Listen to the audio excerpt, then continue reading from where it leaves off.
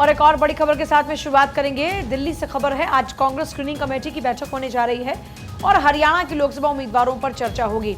Party प्रभारी दीपक बावरिया, उदय भान होंगे शामिल। भूपेंद्र सिंह हुड्डा समेत पार्टी के बड़े नेता मौजूद रहने वाले हैं। 13 अप्रैल के बाद होगा उम्मीदवारों के नाम का ऐलान। तो देखिए, हरियाणा में 10 लोकसभा की सीटें, जिसको लेकर लगातार हम देख रहे हैं कि तमाम पार्टियों की ओर से अपने दिग्गजों को चुनावी मैदान में उतारा जा रहा है। हरियाणा के उम्मीदवारों के नाम पर लगातार मंथन चल रहा है और कांग्रेस स्क्रीनिंग कमेटी की बैठक होने जा रही है। और कांग्रेस स्क्रीनिंग कमेटी की बैठक में हरियाणा के लोकसभा उम्मीदवारों पर चर्चा होगी। खबर यह है कि आज जब चर्चा होगी तो सबसे पहले चर्चा के दौरान में भूपेंद्र सिंह हुड्डा की मौजूदगी रहने वाली है। भूपेंद्र हुड्डा समेत कई दिग्गज मौजूद रहेंगे। 13 अप्रैल के बाद उम्मीदवारों के नाम का ऐलान होगा। दिल्ली में आज कांग्रेस स्क्रीनिंग कमेटी की बैठक होने जा रही है। ये बड़ी खबर है इस वक्त की। हरियाणा के लोकसभा उम्मीदवारों पर चर्चा होगी, लेकिन जो नामों का ऐलान होगा वो 13 तारीख के बाद होगा। दीपक बावरिया, उदय भान शामिल होंगे। भूपेंद्र हुड्डा समेत कई दिग्गज मौजूद रहने वाले हैं। इस बीच एक और बड़ी खबर आपको बताएंगे। एमबीए में सीट शेयरिंग पर आज अंतिम मोहर लगने वाली है। सुबह 11 बजे मुंबई में होगी संयुक्त प्रेस कॉन्फ्रेंस। संजय राउत, जयंत पाटिल, बाला साहेब थोराट इसमें शामिल होंगे। प्रेस कॉन्फ्रेंस होगी और आज मोहर लग जाएगी। बड़ी जानकारी आपको बता रहे हैं। एमबीए में सीट शेयरिंग को लेकर जो काफी लंबे समय से उलझन थी, पेच जो लगातार फंसे हुए थे, अब आज अंतिम मोहर लग जाएगी। 11 बजे होनी है प्रेस कॉन्फ्रेंस। मुंबई में होगी संयुक्त रूप से प्रेस कॉन्फ्रेंस, जिसमें संजय राउत शामिल होंगे।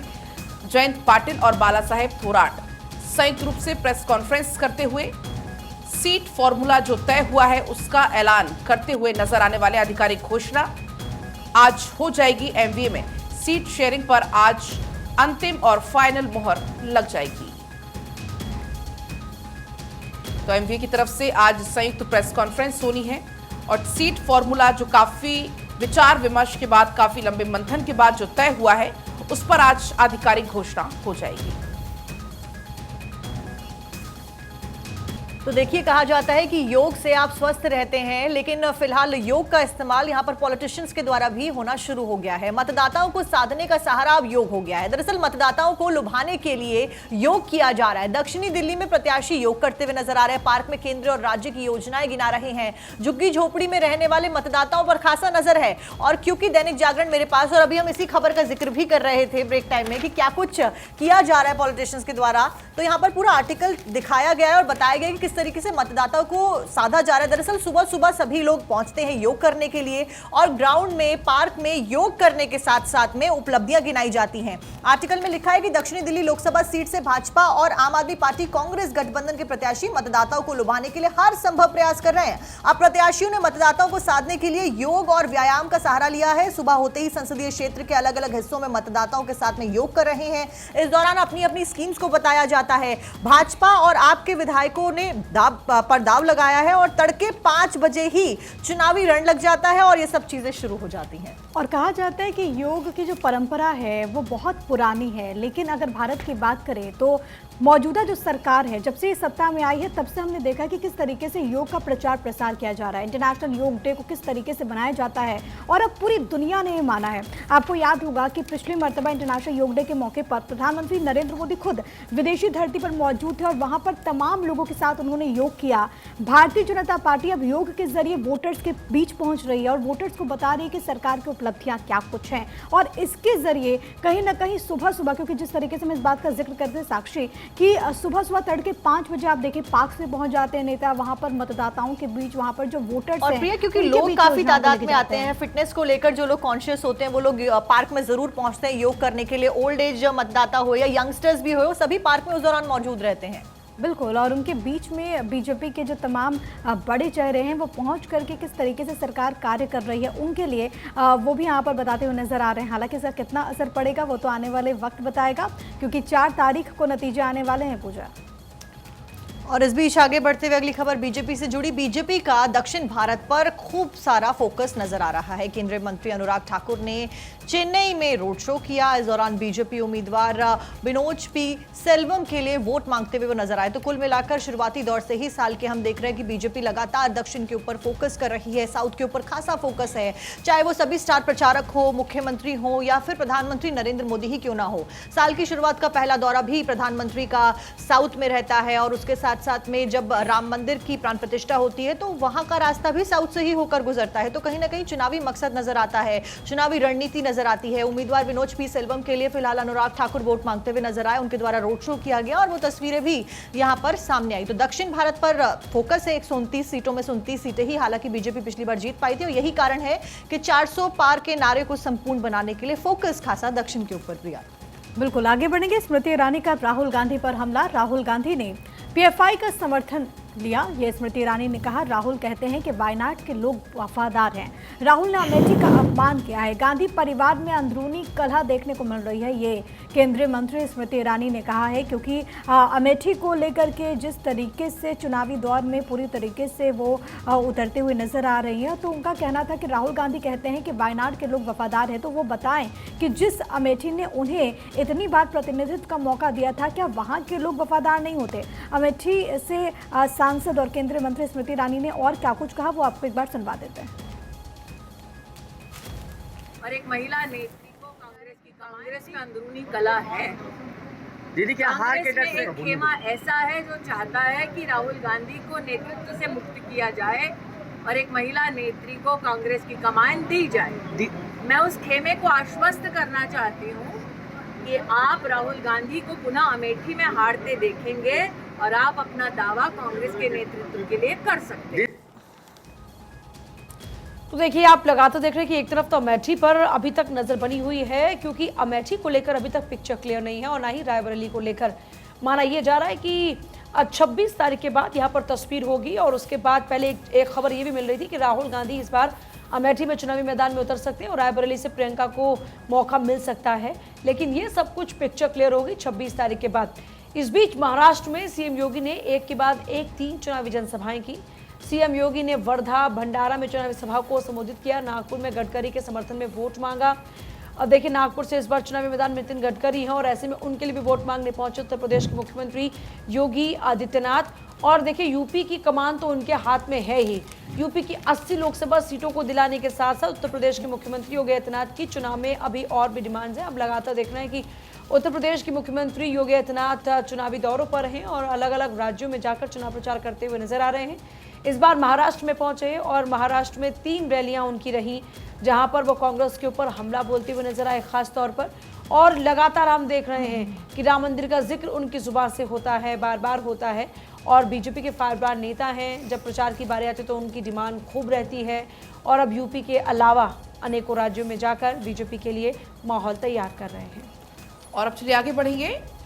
बड़ी खबर आपको बताएंगे, बीएसपी ने बालकृष्ण चौहान को दिया है टिकट। बीएसपी ने बालकृष्ण चौहान को घोसी से प्रत्याशी के तौर पर उतारा है। तो लगातार अभी भी मंथन लगातार बीएसपी की तरफ से चल रहा है और अब घोसी सीट से प्रत्याशी की घोषणा हो गई है। बालकृष्ण चौहान को बीएसपी ने टिकट देकर चुनावी मैदान में उतारा है। और इस बीच बीजेपी प्रतिनिधि मंडल ने की चुनाव आयोग से मुलाकात। अब बीजेपी पहुंची है चुनाव आयोग के दफ्तर। बीजेपी महासचिव अरुण सिंह की अगुवाई में ये मुलाकात होती है। कांग्रेस और अखिलेश यादव के खिलाफ में शिकायत भी दर्ज कराई गई है। भारत विरोधी टिप्पणियां करने के आरोप लगाया गया है और इलेक्शन कमीशन हम देख भी रहे हैं किस तरीके से बहुत ज्यादा एक्टिव नजर आ रहा है। सभी शिकायतों के ऊपर एक्शन भी लिया जा रहा है। फिलहाल बीजेपी के द्वारा कांग्रेस और अखिलेश यादव के खिलाफ में फिलहाल शिकायत दर्ज कराई गई है। इलेक्शन कमीशन से टिप्पणियां जो उनके द्वारा की जा रही है बीजेपी को लेकर, उसके खिलाफ ये शिकायत दर्ज कराई गई है मुलाकात के दौरान। आगे बढ़ेंगे। जम्मू कश्मीर में नेशनल कॉन्फ्रेंस और कांग्रेस में सीट बंटवारा तय। 3-3 सीटों पर दोनों चुनाव लड़ेंगी। नेशनल कॉन्फ्रेंस के खिलाफ पीडीपी उतारेगी अपना उम्मीदवार, कांग्रेस को करेगी सपोर्ट। तो ये देखिए कि किस तरीके से वहां पर इस वक्त घमासान देखने को मिल रहा है। और INDIA पूरे ब्लॉक की बात करें तो यहाँ पर 2 फाड़ होते हुए नजर आ रहे हैं। बीते दिनों आपको याद होगा कि उमर अब्दुल्ला की तरफ से एक वीडियो जारी किया जाता है जिसमें वो कहते हैं कि वो अकेले चुनाव लड़ेंगे। जम्मू कश्मीर में 6 लोकसभा की सीटें हैं। उसके बाद कहा जाता है कि सीट बंटवारा हो चुका है कांग्रेस और नेशनल कॉन्फ्रेंस के बीच में। अब कहा जा रहा है कि पीडीपी यानी कि जो महबूबा मुफ्ती की पार्टी है वो नेशनल कॉन्फ्रेंस के अगेंस्ट तो अपने कैंडिडेट को उतारेगी, लेकिन वो सपोर्ट करेगी कांग्रेस को। यानी कि यहाँ पर एक तरीके से जो मुकाबला है वो आप देखिए कि कितना दिलचस्प नजर आएगा। एक तरफ बीजेपी, दूसरी तरफ वहाँ पर गुलाम नबी आज़ाद की पार्टी, तीसरी तरफ आप देखिए कि INDIA ब्लॉक, जिसमें एक तरफ नेशनल कॉन्फ्रेंस, दूसरी तरफ कांग्रेस। फिर कहा जा रहा है कि पीडीपी भी क्योंकि अपने उम्मीदवार उतारने वाली है। 3 सीटों पर बाकायदा जो सूची थी बीते रोज़ वो सामने भी आई थी। महबूबा मुफ्ती गुलाम नबी आज़ाद के सामने मैदान में उतरी हैं। तो अब देखना होगा कि जम्मू कश्मीर में ये जो पूरा सियासी मुकाबला है वो आगे किस तरीके से बढ़ता है। पूजा और चलिए आगे बढ़ रहे हैं, बात होगी बदायूं की, जहां पर सपा ने अपना प्रत्याशी बदल लिया। शिवपाल की जगह आदित्य यादव वहां से चुनाव लड़ेंगे। नवरात्र में नामांकन करेंगे आदित्य यादव। अखिलेश यादव की मुहर के बाद फैसला, शिवपाल यादव के बेटे हैं आदित्य यादव। तो देखिए जब से यहाँ पर शिवपाल यादव के नाम का ऐलान हुआ था, शिवपाल बार बार कई मौकों पर ये कह चुके थे कि वो यहाँ से चुनाव नहीं लड़ना चाहते हैं और अब आखिरकार उनके बेटे को मौका दिया गया है। बड़ी बात यह है कि बदायूं में सपा ने अपना प्रत्याशी बदला और सबसे खास बात यह है कि समाजवादी पार्टी के पास में सीटें अच्छी खासी हैं, लगभग 67 सीटें समाजवादी पार्टी के पास में है गठबंधन के तहत में। लेकिन इन 67 सीटों पर उम्मीदवार उतारना समाजवादी पार्टी के लिए एक बड़ी चुनौती बन चुका है, क्योंकि बार बार समाजवादी पार्टी को कई जगहों पर अपने प्रत्याशियों को बदलना पड़ा है और इस कारण समाजवादी पार्टी की कई मामलों को लेकर देखिए खासतौर पर इन मामलों को लेकर फजीहत भी हुई और बार बार कहा गया कि समाजवादी पार्टी के लिए मुश्किलें बढ़ रही है। जैसे आप रामपुर की बात करें, मुरादाबाद की बात करें, वो खासतौर पर सीटें रहीं जहां पर परेशानी बढ़ती गई समाजवादी पार्टी के लिए। और अब यहाँ पर एक और प्रत्याशी समाजवादी पार्टी ने अपना बदला है। बदायूं में समाजवादी पार्टी ने अपना प्रत्याशी बदला है और अब यहाँ पर शिवपाल नहीं बल्कि उनके बेटे आदित्य यादव चुनावी मैदान में हैं। और अब आगे बढ़ेंगे, एक और बड़ी खबर इस बीच आपको बताएंगे। केंद्रीय मंत्री शांतनु ठाकुर को मिला है धमकी भरा पत्र। बंगाली में लिखा मिला है लश्कर-ए-तैयबा का लेटर। NRC लागू होने पर जान से मारने की धमकी इस लेटर के जरिए दी गई है। डाक से इस खत को भेजा गया है। हालांकि इसमें अब जांच पड़ताल शुरू हो चुकी है। केंद्रीय मंत्री हैं शांतनु ठाकुर, उन्हें ये मिला है धमकी भरा पत्र और इस पत्र में बंगाली में लश्कर-ए-तैयबा का जिक्र है। ये लेटर जिसका मिला हुआ है और इसमें NRC लागू होने पर जान से मारने की धमकी दी गई है और ये लेटर भी आपको हम दिखा रहे हैं। हालांकि इस पूरे मामले में अब जांच पड़ताल आगे होगी और ये पता लगाने की कोशिश होगी कि आखिर इसके पीछे क्या कुछ मकसद रहा। डाक से इस खत को भेजा गया है और जान से मारने की धमकी केंद्रीय मंत्री शांतनु ठाकुर को इस खत के जरिए। आगे बढ़ते हुए बात आम आदमी पार्टी की। आम आदमी पार्टी का नया नारा अब आ गया है सामने, जेल का जवाब वोट से। केजरीवाल की गैर हाजिरी में आम आदमी पार्टी का नया थीम कैंपेन लॉन्च किया गया। आम आदमी पार्टी ने पोस्टर जारी कर लिखा है कि जेल का जवाब वोट से। शराब घोटाले के मामले में तिहाड़ जेल में अरविंद केजरीवाल मुख्यमंत्री है दिल्ली के, वो बंद हैं और लगातार आम आदमी पार्टी के तमाम नेताओं के ऊपर भी संकट गहराता हुआ नजर आ रहा है और ईडी के रडार पर सभी नेता मंत्री बहुत बड़ी तादाद में नजर आ रहे हैं। सबके बीच में क्योंकि इलेक्शन बहुत पास है, तारीखों का ऐलान हो चुका है, कैंपेनिंग के लिए अरविंद केजरीवाल बाहर नहीं है, ऐसे में यहां पर यह कैंपेन लॉन्च किया गया है जिसमें वोट के जरिए जनता जवाब देगी, ये थीम रखा गया है। तिहाड़ जेल में मुख्यमंत्री अरविंद केजरीवाल और जेल का जवाब वोट से ये थीम रखा गया है और ये नारा नया दिया गया है। अब देखने वाली बात कि क्या कुछ नतीजे आते हैं। और ये पहली मर्तबा है जब आम आदमी पार्टी के संयोजक के बगैर ही चुनावी अभियान की शुरुआत कर दी गई हो। आगे बढ़ेंगे, बात करेंगे इसी मामले से जुड़ी एक और खबर है जो कि तमाम अखबारों में छाई हुई है। BRS नेता के कविता को कोर्ट से एक बड़ा झटका लगा है कि कविता के अंतरिम जमानत याचिका को खारिज कर दिया गया। दिल्ली शराब घोटाला मामले में BRS नेता के कविता को ये झटका लगा। इससे पहले उनकी तरफ से जब याचिका दायर की गई थी तो उसमें कहा गया था कि उनके बेटे की परीक्षा है, मानवीय पहलू पर उनको जमानत मिल सके, ये कोशिश उनकी थी। यहाँ पर अंतरिम जमानत को लेकर के याचिका दायर की गई थी, लेकिन बीते कल ही ये फैसला आया। राउज एवेन्यू कोर्ट से उन्हें झटका लगा है और राउज एवेन्यू कोर्ट ने उनकी अंतरिम जमानत की याचिका को खारिज कर दिया है। फिलहाल वो तिहाड़ जेल में बंद है। आपको याद होगा कि जो साउथ लॉबी की बात कही जा रही थी, जिसमें भूमिका थी, जिस तरीके से ईडी की तरफ से कार्रवाई आगे बढ़ी, उसमें आरोप ये लगा कि BRS नेता के कविता ही दरअसल साउथ लॉबी को पूरी तरीके से वो लीड कर रहे थे। इसके बाद उनको हैदराबाद से अरेस्ट किया जाता है। फिलहाल वो तिहाड़ जेल में बंद हैं, लेकिन राहत के लिए एंट्रीम बेल के लिए उन्होंने कोर्ट का रुख किया था, लेकिन अभी राहत नहीं मिली है क्योंकि कोर्ट ने उनकी अंतरिम जमानत की याचिका को खारिज कर दिया। हालांकि अब देखना होगा कि कविता के एडवोकेट्स का अगला कदम क्या होता है। चलिए आगे बढ़ते हैं और बात करेंगे संजय निरुपम का। संजय राउत पर एक बड़ा आरोप और कहा संजय राउत खिचड़ी घोटाले के सूत्रधार हैं, खिचड़ी घोटाले के किंग पिन हैं। ये देखिए बड़े गंभीर आरोप लगाए गए हैं उनकी ओर से, बाकायदा आरोप लगाते हुए ये कहा गया कि चेक से उन्होंने एक पेमेंट ली। कांग्रेस नेता संजय निरुपम ने शिवसेना के सांसद संजय राउत को सोमवार को खिचड़ी चोर बताया। उन्होंने कहा कि मुझे दुख है कि मैं अपने मित्र के बारे में कुछ ऐसा कहने जा रहा हूं। इस पूरे खिचड़ी घोटाले के सूत्रधार शिवसेना यूपीटी प्रवक्ता संजय राउत है। इस घोटाले में उन्होंने अपनी बेटे, भाई और पार्टनर के नाम पर पैसे लिए। उन्होंने इस नाम पर चेक के जरिए रिश्वत ली। उनकी बेटी विदिता मासूम है और इन बातों से वो तो अनजान है। संजय निरुपम ने शिवसेना यूपीटी के नेताओं पर कई गंभीर आरोप लगाए। उन्होंने कहा कि संजय राउत के भाई संदीप के अकाउंट में अगस्त 2020 में रिश्वत के 5 लाख रुपए आए थे। संजय के दोस्त सुजीत पाटड़कर के बैंक अकाउंट में भी कई बार रिश्वत का पैसा है। 33 रुपए में 300 ग्राम खिचड़ी देने का कॉन्ट्रैक्ट मिला था। आगे इस कंपनी ने एक दूसरी कंपनी को 16 रुपए में 100 ग्राम खिचड़ी बांटने का कॉन्ट्रैक्ट दिया था। राउत और अमोल कीर्तिकर ने गरीबों की खिचड़ी कोविड के दौरान में चुराई। संजय निरुपम अब कांग्रेस से बाहर हैं और अब ऐसे में वो लगातार हमला बोल रहे हैं, क्योंकि जो उनका पेज फंसा था राजनीति का वो महाराष्ट्र में ही फंसा। ऐसे में संजय राउत के खिलाफ उन्होंने मोर्चा खोल दिया है, खासतौर पर क्योंकि देखिए उद्धव ठाकरे, आपको याद होगा कि उनकी जो सीट की बात नहीं बन पाई वो उद्धव ठाकरे के अड़ने के कारण नहीं बन पाई। और ऐसे में अब संजय निरुपम शिवसेना यूपीटी के खिलाफ मोर्चा खोले बैठे हैं और खिचड़ी चोर बता रहे हैं संजय राउत को। और अब आगे बढ़ेंगे। बात कर्नाटक सरकार की होगी, जिसको झटका लगा है, सुप्रीम झटका। कर्नाटक सरकार को सुप्रीम कोर्ट से नहीं मिली राहत। केंद्र और राज्यों के बीच मुकाबला ना हो, कर्नाटक ने केंद्र पर लगाया था, क्योंकि आरोप सूखा राहत कोष जारी ना करने का आरोप लगाया गया था। और इस मामले में अब ये टिप्पणी सामने आई, और ये टिप्पणी ऐसे समय में सामने आई है जब कई राज्यों ने, सरकारों ने केंद्र से राहत की मांग करते हुए शीर्ष अदालत का दरवाजा खटखटाया है। दरअसल आपको बता दें, कर्नाटक सरकार की याचिका पर निर्देश लेने और 2 सप्ताह में अदालत वापस आने को इसमें कहा गया है। सुनवाई के दौरान सुप्रीम कोर्ट के समक्ष ये कहा गया था कि राज्य सरकार को याचिका दायर करने की जगह केंद्र सरकार से बात करनी चाहिए थी। उन्होंने इस याचिका के समय पर भी सवाल उठाया है।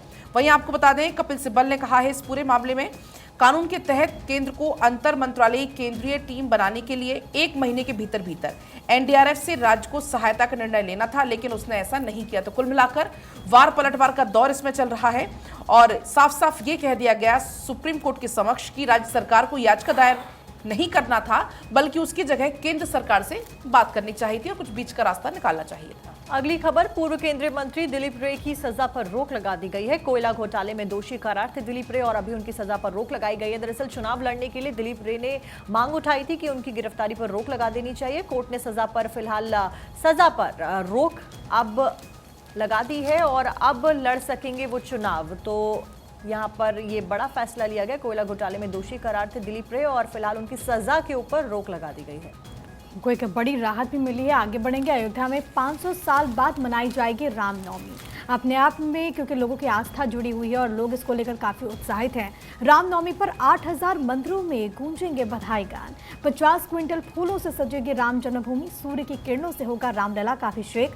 20 अप्रैल तक होटल धर्मशाला पूरी तरीके से फुल है और कहा भी जा रहा था कि रामनवमी इस बार अयोध्या वाली होगी। प्रभु श्री राम को जिस तरीके से वहाँ पर प्राण प्रतिष्ठा के बाद से लगातार लोग पहुँच रहे हैं उनके दर्शन पूजन के लिए, उनको अपने आप में एक बहुत शानदार अनुभूति होने वाली है, क्योंकि इस तरीके से उसका निर्माण हुआ है, उस प्रतिमा को बनाया गया है ताकि जब रामनवमी का पावन दिन हो तो उस वक्त सूर्य की किरण प्रभु के ललाट पर पड़े। और चलिए आगे बढ़ते बात होगी अब कोर्ट में आज कौन कौन से केस हैं जिन पर सुनवाई होनी है। तो पहला, वकीलों से कितनी बार मिल पाएंगे सीएम केजरीवाल, इस पर फैसला होगा। फिर दूसरा, दिल्ली शराब घोटाले से जुड़ा मनी लॉन्ड्रिंग का मामला, सीएम केजरीवाल की याचिका पर दिल्ली हाईकोर्ट पे यहाँ पर मामला सुनाएगा, हाईकोर्ट फैसला सुनाएगा। याचिका में अंतरिम राहत के तौर पर रिहाई की मांग है।